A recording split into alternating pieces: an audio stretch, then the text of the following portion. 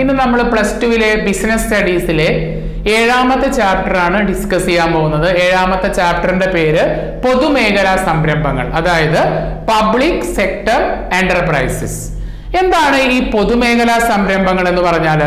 കേന്ദ്ര ഗവൺമെന്റിന്റെയോ അല്ലെങ്കിൽ സംസ്ഥാന ഗവൺമെന്റിന്റെയോ അതും അല്ലെങ്കിൽ ഇതിന് രണ്ടിന്റെയും കൂടിയോ ഉടമസ്ഥതയിലും നടത്തിപ്പിലും നിയന്ത്രണത്തിലുമുള്ള സ്ഥാപനങ്ങളെയാണ് ഈ പൊതുമേഖലാ സംരംഭങ്ങൾ എന്ന് പറയുന്നത്.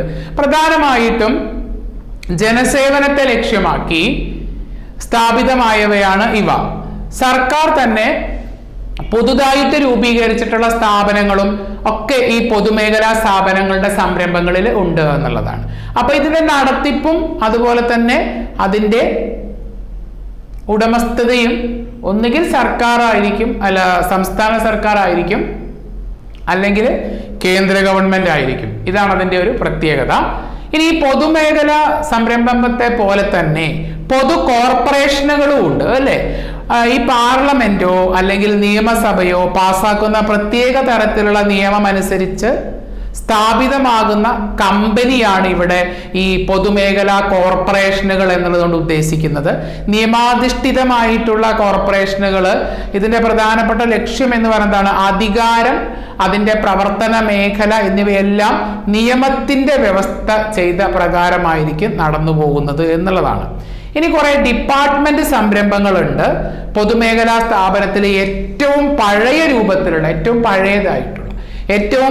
രൂപത്തിലുള്ള സംരംഭങ്ങളാണ് ഇത് ഡിപ്പാർട്ട്മെന്റ് സംരംഭങ്ങൾ എന്ന് പറയുന്നത്. പാർലമെന്റിനോട് വളരെയധികം ഉത്തരവാദിത്തപ്പെട്ട ഒരു മന്ത്രിയുടെ നിയന്ത്രണത്തിൽ കീഴിലുള്ളതാണ് ഈ ഡിപ്പാർട്ട്മെന്റ് സംരംഭങ്ങൾ. ഉദാഹരണം പറയുമ്പോൾ നിങ്ങൾക്ക് മനസ്സിലാവും, തപാൽ വകുപ്പ്, റെയിൽവേ, ടെലികമ്മ്യൂണിക്കേഷൻസ് ഒക്കെ എന്താണ്? ഈ ഡിപ്പാർട്ട്മെന്റ് സംരംഭങ്ങളാണ്.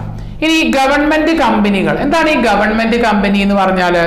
അടച്ചു തീർത്ത മൂലധനത്തിൽ ഏകദേശം ഒരു 51% കുറയാത്ത തുക കേന്ദ്ര ഗവൺമെന്റിന്റെയോ അല്ലെങ്കിൽ സംസ്ഥാന ഗവൺമെന്റിന്റെയോ ഒക്കെ ഒന്നിലേറെ സംസ്ഥാന ഗവൺമെന്റുകളുടെയോ കേന്ദ്ര ഗവൺമെന്റുകളുടെയോ ആണെങ്കിൽ അതൊരു ഗവൺമെന്റ് കമ്പനിയാണെന്നാണ് പറയുന്നത്. ഇനി പൊതുമേഖലയിൽ ബിസിനസ് സ്ഥാപനങ്ങൾ സ്ഥാപിക്കുന്നതിന് എന്തൊക്കെ ലക്ഷ്യങ്ങളാണ് എന്നുള്ളതാണ്. സത്വരമായിട്ടുള്ള വ്യാവസായിക വികസനം, കുത്തക വളരുന്നത് നിയന്ത്രിക്കുക, അവശ്യ വസ്തുക്കൾ ന്യായമായ വിലയ്ക്ക് കിട്ടുമെന്ന് ഉറപ്പാക്കുക, മറ്റു വ്യവസായങ്ങളുടെ വളർച്ചയ്ക്ക് സഹായകമായ വ്യവസായങ്ങൾ സ്ഥാപിക്കുക. ഇതൊക്കെയാണ് അതിന് ലക്ഷ്യം. ഉദാഹരണത്തിന് ഗതാഗതവും വൈദ്യുതിയും ഒക്കെ. ഇനി ഡിപ്പാർട്ട്മെന്റ് സംരംഭങ്ങൾ എന്താന്ന് നമ്മൾ പഠിച്ചു അല്ലെ. ഡിപ്പാർട്ട്മെന്റ് സംരംഭങ്ങളുടെ സവിശേഷതകൾ എന്താന്ന് നോക്കുക. എന്താ ഡിപ്പാർട്ട്മെന്റ് സംരംഭങ്ങള്? പൊതുമേഖലാ സ്ഥാപനത്തില് ഏറ്റവും പഴയ രൂപത്തിലുള്ള സംരംഭങ്ങളാണ് ഡിപ്പാർട്ട്മെന്റ് സംരംഭങ്ങൾ എന്ന് നമ്മൾ പറഞ്ഞു അല്ലെ. ഡിപ്പാർട്ട്മെന്റ് സംരംഭങ്ങൾ പാർലമെന്റിനോട് ഉത്തരവാദിത്തപ്പെട്ട ഒരു മന്ത്രിയുടെ നിയന്ത്രണത്തിൽ കീഴിലുള്ളതാണ്. തപാൽ വകുപ്പ്, റെയിൽവേ, ടെലികമ്മ്യൂണിക്കേഷൻസ് ഒക്കെ അതിന് എക്സാമ്പിൾ ആണെന്ന് നമ്മൾ പറഞ്ഞു. അതിന് സവിശേഷത നോക്കാം. ഇത് ഗവൺമെന്റ് ഡിപ്പാർട്ട്മെന്റ് സ്ഥാപിതമായിട്ടുള്ള ഒന്നാണ്. ഈ സംരംഭങ്ങൾക്കുള്ള മൂലധനത്തിന് ഗവൺമെന്റിന്റെ വാർഷിക ബജറ്റിൽ തുക വകയിരുത്തും എന്നുള്ളതാണ്. ഇതിന്റെ മാനേജ്മെന്റും നിയന്ത്രണവും മറ്റ് മന്ത്രി കാര്യാലയത്തിൽ നിക്ഷിപ്തമായിരിക്കും എന്നുള്ളത്.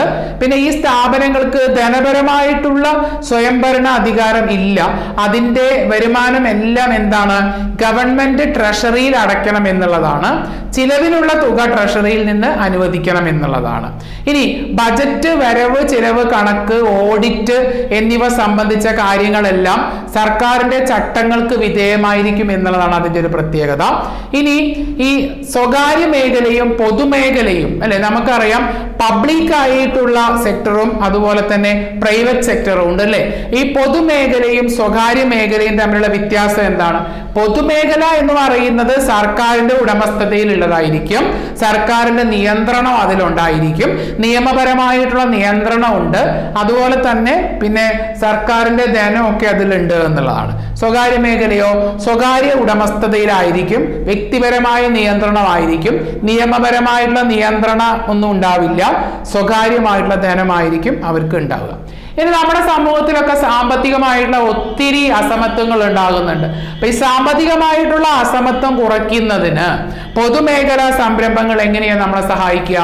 1991 വ്യവസായ നയപ്രമേയത്തില് സ്വകാര്യ മേഖലയ്ക്ക് വ്യാവസായിക വികസന രംഗത്ത് കൂടുതൽ ഊന്നൽ നൽകിയിട്ടുണ്ടായിരുന്നു. ഇതനുസരിച്ച് സ്വകാര്യ മേഖലയിലോ സംരംഭകരെ സഹായിക്കാനും സ്വകാര്യ മേഖലയിലെ സംരംഭകരെ സഹായിക്കാനും പ്രോത്സാഹിപ്പിക്കാനും ഉതകുന്ന പല പരിഷ്കരണങ്ങളും നടപ്പാക്കിയിട്ടുണ്ട്. ഇനി പബ്ലിക് കോർപ്പറേഷനുകളുടെ പരിമിതികൾ എന്തൊക്കെയാ? അതിന് സ്വയംഭരണാധികാരം കടലാസിൽ മാത്രമാണ്, ഒന്നും ചെയ്യാൻ പറ്റില്ല. കുത്തക വിളയാട്ടമാണ്, അയവില്ലാത്ത ഘടന, പിടിയിലൊതുങ്ങാത്ത വലിപ്പം, ഇതൊക്കെയാണ് അതിന്റെ ഏറ്റവും വലിയ ബുദ്ധിമുട്ടുകൾ. ഇനി ഡിപ്പാർട്ട്മെന്റൽ സംരംഭങ്ങളെ അപേക്ഷിച്ച് പബ്ലിക് കോർപ്പറേഷനുകളുടെ ഗുണങ്ങൾ എന്തൊക്കെയാ? എളുപ്പത്തിൽ രൂപീകരിക്കാം, പാർലമെന്റിന്റെ നിയന്ത്രണമുണ്ട്, ജനങ്ങളോട് ഉത്തരവാദിത്തപ്പെട്ടതാണ്, രഹസ്യ സ്വഭാവം ഉള്ളതാണ്, പണത്തിന്റെ ശരിയായിട്ടുള്ള വിനിയോഗം അതിനുണ്ട്, പിന്നെ സർക്കാർ വരുമാനം കൂടുകയും ചെയ്യും. ഇതാണ് അതിന്റെ തമ്മിലുള്ള വ്യത്യാസങ്ങൾ എന്ന് പറയുന്നത്. ഓക്കെ, നമ്മൾ ഗവൺമെന്റ് കമ്പനി കോർപ്പറേഷൻ ഒക്കെ നമ്മൾ സെപ്പറേറ്റ് ആയിട്ട് പഠിച്ചതാണ്. ഇനി ഗവൺമെന്റ് കമ്പനി എന്താന്ന് നമ്മൾ പറഞ്ഞു. ഈ ഗവൺമെന്റ് കമ്പനി 1956 കമ്പനി നിയമപ്രകാരം രൂപീകരിച്ച് രജിസ്റ്റർ ചെയ്യപ്പെട്ടതാണിത്. നിയമപരമായിട്ട് സ്വന്തം അസ്തിത്വം അതിനുണ്ട്, സ്വന്തം സ്റ്റാഫ് ഉണ്ട്, ധനപരമായിട്ടുള്ള സ്വയംഭരണവും ധനപരമായിട്ടുള്ള ഉത്തരവാദിത്തങ്ങളൊക്കെ നിർവഹിക്കാൻ അതിന് പറ്റും. ഇനി നമ്മുടെ സമൂഹത്തിലെ സാമ്പത്തിക അസമത്വം കുറയ്ക്കുന്നതിന് പൊതുമേഖലാ സംരംഭങ്ങൾ എങ്ങനെയാണ് നമ്മളെ സഹായിച്ചത് എന്ന് നോക്കാം. ആദ്യഘട്ടത്തിൽ എന്നെ പോലെ തന്നെ സാമ്പത്തിക ശക്തിയുടെ കേന്ദ്രീകരണം പരിശോധിക്കുന്നതിനായിട്ട് പൊതുസംരംഭങ്ങൾ സ്ഥാപിക്കപ്പെട്ടു എന്നുള്ളതാണ്. ഇത്തരത്തിലുള്ള പൊതുസംരംഭങ്ങൾ സ്ഥാപിക്കപ്പെട്ടതോടുകൂടി പബ്ലിക് സെക്ടറിലും പ്രൈവറ്റ് സെക്ടറിലും ഏകദേശം ഒരേപോലെയുള്ള സാമ്പത്തിക അവസ്ഥ സംജാതമാവുകയും അങ്ങനെ ഏറെക്കുറെ സാമ്പത്തികമായിട്ടുള്ള അസമത്വങ്ങൾ ഇല്ലാതാക്കാൻ സാധിച്ചു എന്നുള്ളതുമാണ്. ഓക്കെ, അപ്പൊ ഇന്ന് നമ്മൾ ബിസിനസ് സ്റ്റഡീസിന്റെ 7ാമത്തെ ചാപ്റ്ററിൽ എന്താണ് പൊതുമേഖലാ സംരംഭങ്ങൾ, വിവിധങ്ങളായിട്ടുള്ള പൊതുമേഖലാ സംരംഭങ്ങളെ കുറിച്ചും അതിന്റെ സവിശേഷതകളെ കുറിച്ചുമാണ് നമ്മൾ പഠിച്ചത്. നിങ്ങളെ പ്രിന്റഡ് ആയിട്ടുള്ള നോട്ട്സ് നന്നായിട്ട് വായിക്കുക, ഒത്തിരി പോയിന്റ്സ് ഉണ്ട്, പേപ്പറിൽ കുറിച്ച് വെക്കുക, ക്ലാസ് കേൾക്കുക. ഓക്കെ, എല്ലാവർക്കും നല്ലൊരു ശുഭദിനം ഒരിക്കൽ കൂടി നേർന്നുകൊണ്ട് നിർത്തുന്നു. Thank you.